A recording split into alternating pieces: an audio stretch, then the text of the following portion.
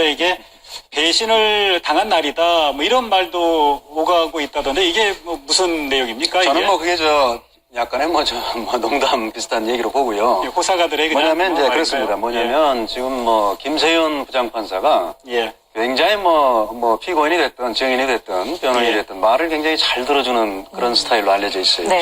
실제 그렇게 하는 분이고 그러다 보니까 별명이 유치원 선생님이다. 그리고 피고인이 됐든 증인이 됐든 얘기를 하다가 진술을 하다가 좀 지친 것 같으면 좀 쉬었다 해도 된다. 그리고 증인에게 물어볼 때도 최순실 씨한테 누가 물어보면은 그렇게 빨리 얘기하면 피고인이 못 알아들을 수 있으니까 조금 천천히 얘기해서 알아들을 수 있게 답변을 제대로 할 수 있게 물어봐라. 이렇게 해주니까 최순실 피고인 입장에서 볼 때는 굉장히 친절한 재판장이죠. 그리고 이게 더군다나 불구속 재판도 그렇습니다만 이렇게 구속돼서 거의 한 1년이 넘는 기간 총 15개월이 걸렸습니다만은 이렇게 구속된 피고인들이 재판을 받을 때는 정말 재판장의 말 한마디 행동 하나하나에 정말 엄청나게 신경을 써요. 그러니까 그렇습니다. 재판장이 별 생각 없이 그냥 피고인이 얘기하는데 피고인 사실대로 얘기해야 됩니다. 사실대로 얘기하지 않으면은 좀 불리할 수도 있어요. 그냥 아무 생각 없이 이렇게 얘기를 했다 하더라도 이런 말을 들은 피고인은 그냥 재판장이 천천히 대답하세요. 물도 한 잔 드세요. 이렇게 얘기하는 것보다 많이 다르죠. 이게 천양지차죠. 느껴지는 게. 그런데 판결은 그렇게 할 수가 없는 거거든요. 재판 진행은 친절하게 하되 이 김세윤 부장판사가 아시다시피 장시호 씨 검찰에서 1년 6월 구형했습니다만 말 다 들어주고 판결은 1년 더 높게 선고했거든요. 법정 구속까지 했죠. 그렇습니다. 그렇기 때문에 이렇게 소송 관계자들의 말을 친절하게 들어주고 답변할 기회를 충분히 주는 거하고 또 정밀하고 엄밀하게 공정하게 판결을 하는 거하고는 다른 문제거든요. 근데 최순실 씨 입장에서는 어쨌든 굉장히 인상이 좋았을 거예요. 그러니까 한마디로 김세윤 부장판사 평소 재판 진행은 굉장히 친절하게 하지만 판결은 굉장히 강직하게 하는 것으로 이렇게 이름나 있고요. 그러다 보니까 지난 2014년 경기 지역 변호사들이 뽑은 그 베스트 법관에 선정되기도 했더군요. 저는 개인적으로 이제 개인적인 취향일 수도 있는데요. 그러니까 판사님들이 좀 이래 주셨으면 좋겠어요. 그러니까 이분이 보니까 피의자의 방어권을 최대한 일단 보장을 해 주시는 쪽이시더라고요. 그럼에도 불구하고 이제 이 판결을 내릴 때는 그야말로 추상같이 판결을 내리시는 그런 부분이시던데 저는 이번 판결을 딱 보면서 뭐가 떠올랐냐, 어떤 단어가 딱 떠올랐냐면요. 친절한 금자씨.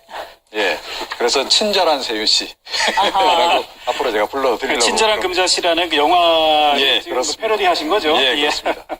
자, 이런 가운데 최순실 씨가 구치소에서 회고록을 또 열심히 쓰고 있다는 얘기가 나오고 있습니다. 이걸 좀 설명을 해주시죠. 아니 이제 이경재 변호사가 이제 추천을 그렇게 했다 그래요. 그러니까 어찌됐건 사실 구치소에 있으면 시간 많이 남지 않습니까? 혼자서 앉아 있으면 그냥 잡생각만 많아지고 이제 하니까 어찌됐건 감정을 좀 다스리고 하는데 당신 좀 글도 좀 쓰는 거 좋아하고 한다고 하니 한번 써보는 게 어떻겠느냐.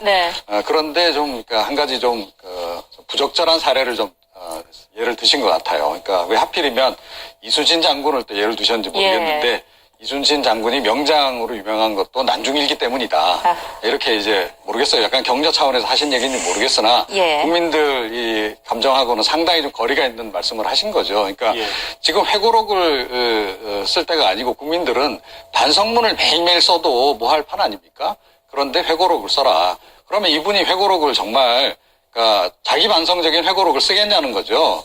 그럼 또다시 국민 기만적인 그런 내용을 쓴다면 이건 국민에 대한 예의도 아니죠. 그래서 이해는 합니다만 변호사로서 하여튼 그 사례는 부적절한 사례를 좀 드신 게 아닌가. 아니 이게 아니라 이경재 변호사가 이순신 장군 성웅으로 추앙받고 있는 이순신 장군의 난중일기에 비유를 했어요.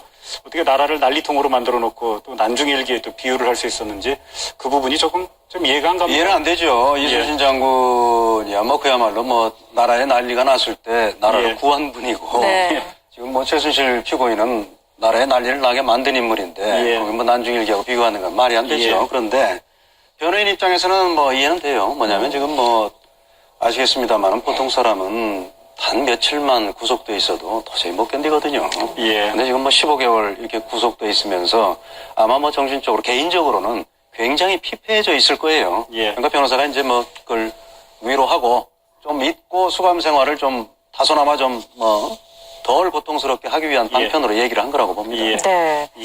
어제 최순실과 안종범 전 수석의 선고로 또 국정농단의 중요한 법적 뼈대가 만들어지지 않았습니까?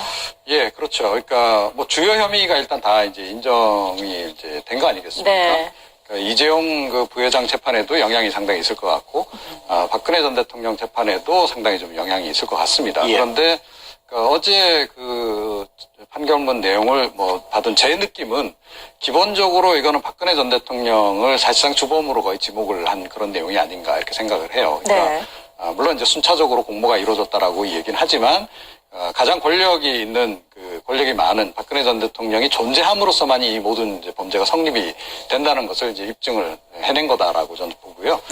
그 과정에서 어찌됐건 가장 논란이 됐던 그 뇌물죄 부분도 비교적 명쾌하게 정리를 좀 잘해 주셨다라고 생각을 해요. 그리고 특히 이재용 부회장 항소심에서 말세필 그걸 뇌물죄로 인정하지 아니한 부분에 대해서 국민들이 지금 상당히 좀 분노를 하고 있지 않습니까? 그 부분도 어제 비교적 명쾌하게 좀 정리를 해주신 게 아닌가. 그러니까 어제 뇌물죄로 이제 인정을 하지 않았습니까? 그러면서 이제 대법원 판례를 이제 예를 드셨단 말이에요. 재판장께서.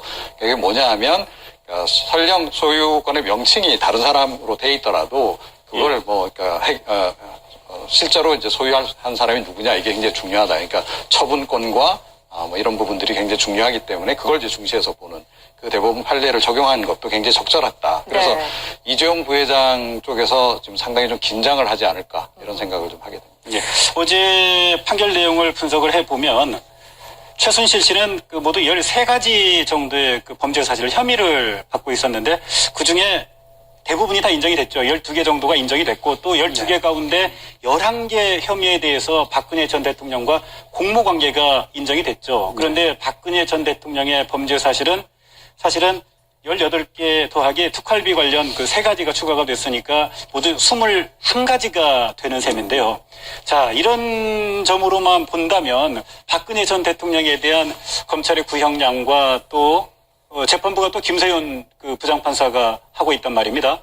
형량까지도 쉽게 유추할 수 있는 상황이죠, 지금. 글쎄요, 속단할 수는 없겠습니다만은, 국정농단 사건에 있어서 아무리 민간인에게 휘둘렸다 하더라도, 책임은 대통령이 질 수밖에 없다고 봅니다. 가장 중요한 책임은. 그리고 지금 말씀하셨다시피 박근혜 전 대통령은 특활비를 빼더라도 이미 범죄 사실이 더 많아요. 최순실 피고인보다. 그렇기 때문에, 중환형이 선고될 수밖에 없다고 봅니다. 그리고 이제 또 중요한 문제는 증거 판단을 달리할 여지도 없어요. 지금 같은 재판부에서 김세윤 부장판사가 역시 재판장이거든요. 박근혜 전 대통령에 대해서도. 그리고 이제 왜 이게 선고가 분리가 됐냐면은 박근혜 전 대통령이 지금 재판 못 받겠다고 몇 개월 전에 좀 선언했지 않습니까? 그러면서 재판에 안 나오고 또 박근혜 전 대통령 재판에 이달 원래 이제 이달이 아니죠. 지난번에 최순실 씨를 증인으로 부르려고 했는데 이번엔 최순실 씨가 거부를 했어요. 그래서 변론을 선고를 분리해서 이달 20일 날 최순실 씨를 증인으로 다시 한번 소환을 합니다. 그렇게 해서 이제 진행이 되기 때문에 선고가 좀 다소 분리돼서 될 뿐이지 혐의는 더 중하다. 그리고 기본적으로 가장 중요한 혐의가 이제 뇌물죄인데 뇌물죄는 최순실 씨는 민간인이기 때문에 공무원이 아니지 않습니까? 그렇기 때문에 뇌물죄의 주체가 될 수가 없어요. 뇌물죄의 주체가 될 수 있는 거는 공무원인 박 전 대통령과 공모할 경우에만 되는 겁니다. 그렇기 때문에 최순실 씨에게 뇌물죄를 인정했다는 거는 더군다나 같은 재판부이기 때문에 뇌물죄 부분은 거의 확실하게 박 전 대통령도 유죄로 날 가능성이 크고 그런 면에서는 형도 더 올라갈 것이다. 저는 그렇게 생각을 합니다. 어제 이경재 변호사가 입장을 발표했는데 항소의 뜻을 밝혔습니다. 박근혜 전 대통령과 최순실 씨 사이의 공모에 대해서 전혀 납득할 수 없다. 이런 입장을 밝혔는데 만약에 항소를 하게 된다면 납득할 수 없다. 이 부분은 어떻게 해명을 하게 될까요? 글쎄요, 이제까지 해왔던 주장을 이제 반복할 수밖에 없을 거라고 저는 봅니다. 그러니까 이제 대통령의 부탁을 받고 예를 들어서 K 스포츠재단 이런 쪽 같은 경우도 미르재단 같은 경우에도 처음에 얘기를 그렇게 하지 않았습니까? 박근혜 대통령이 부탁해서 자기는 그냥 약간 관리를 좀 약간 도와줬을 뿐이다라는 식으로 얘기를 했는데 그런 식으로 이제 빠져나가려 들 가능성이 높죠. 그러니까 박근혜 전 대통령도 사실은 대국민 사과문 내놓을 때 그렇게 얘기를 했지 않습니까? 표현 등에서 약간 도움을 받았다라는 얘기를 했는데 그게 사실은 지금의 그런 주장을 계속 한다는 거는 전 큰 의미는 없다고 봐요. 그럼에도 불구하고 그러니까 그 주장 이상의 어떤 새로운 주장을 하기도 좀 어려운 상황이 아닌가. 그래서 계속 그런 주장을 이제 하게 될 것 같고 그런데 이미 이제 많은 관련자들이